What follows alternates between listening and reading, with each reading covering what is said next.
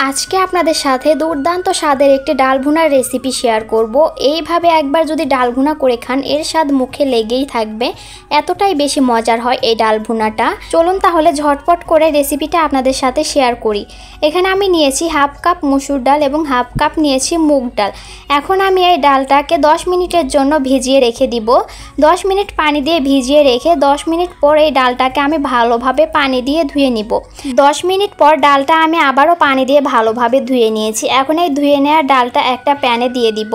এরপর এখানে আমি দিয়ে দিব কিছু মশলা। দিয়েছি 1 চামচ লাল মরিচের গুঁড়া এবং দিয়েছি হাফ চামচ হলুদের গুঁড়া, হাফ চামচ দিয়েছি ধনিয়ার গুঁড়া, এরপর স্বাদ মতো লবণ দিয়েছি, 1 টেবিল চামচ আদা রসুন বাটা দিয়েছি।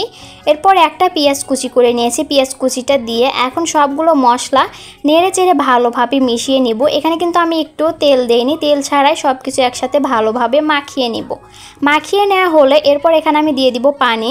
এখানে আমি 1 কাপ ডালের জন্য 3 কাপ পানি দিয়েছি। এখন আবারও সব কিছু নেড়ে চেড়ে মিশিয়ে নেব।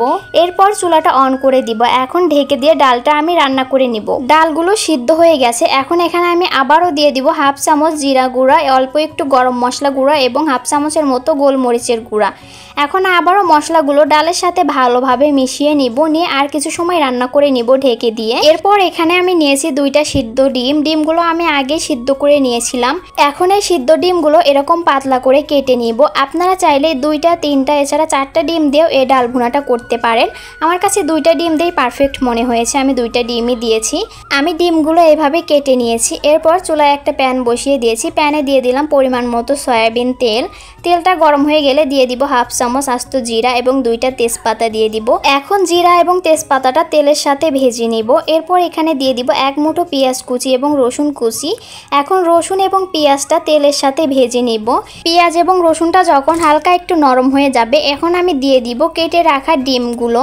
এখন এই ডিমগুলো দিয়ে নেড়ে চেড়ে ডিমগুলো কিছু সময় ভেজে নিব। আলতো হাতে নেড়ে চেড়ে ডিমগুলো উল্টে পাল্টে পেঁয়াজের সাথে ভেজে নিব। ডিমগুলো পেঁয়াজ মরিচের সাথে একটু ভেজে নিয়ে এরপর এখানে দিয়ে দিব কাঁচামরিচ। কয়েকটা কাঁচামরিচ আমি এইভাবে মাঝ বরাবর ফালি করে নিয়েছি। এখন কাঁচামরিচটাও ডিম এবং পেঁয়াজ রসুনের সাথে ভেজে নিব। পেঁয়াজ রসুনে যখন এরকম বাদামি কালার চলে আসবে তখন এই পেঁয়াজ রসুন এবং ডিমটা নামিয়ে নিয়ে আমি আগে থেকে রান্না করে রাখা ডালের ভিতরে দিয়ে দিব। এরপর নেড়ে চেড়ে ভালোভাবে মিশিয়ে নিব। নেড়ে চেড়ে মিশিয়ে নিলেই আমাদের ডাল ভুনাটা একদম কমপ্লিট। এইভাবে ডাল ভুনা করে খেতে কিন্তু অনেক বেশি মজা লাগে। এছাড়া ডাল ভুনাটা দেখতেও কিন্তু অনেক লোভনীয় লাগছে। এখন ভালোভাবে নেড়ে চেড়ে মিশিয়ে নিলেই হয়ে যাবে। আমাদের ডাল ভুনা রান্নাটা পুরোপুরি কমপ্লিট। আমি আপনাদের একটু দেখাচ্ছি যে ডাল ভুনাটা দেখতে কতটা সুন্দর হয়েছে। বাসায় একবার এইভাবে ডাল ভুনা করে খেয়ে দেখবেন, খেতে কেমন হয়েছে অবশ্যই কিন্তু আমাকে কমেন্ট করে জানাবেন। এখন আমি ডাল ভুনাটা চুলা থেকে নামিয়ে নিব। এইভাবে ডাল ভুনা করে আপনারা গরম গরম ভাতের সাথে খেতে পারবেন। এছাড়া রুটি, পরোটা, পোলাওয়ের সাথে খেতেও কিন্তু এই ডাল ভুনাটা অনেক বেশি মজা লাগে। আমার রান্না করতে যেদিন দেরি হয়ে যায় ঝটপট করে আমি এই ডাল ভুনাটা করে ফেলি। আপনারাও বাসায় একবার এইভাবে ডাল ভুনা করে খেয়ে দেখবেন। আমার এই ডাল ভুনার রেসিপিটি আপনাদের কাছে ভালো লাগলে ভিডিওটিতে লাইক, কমেন্ট, শেয়ার করে দিবেন।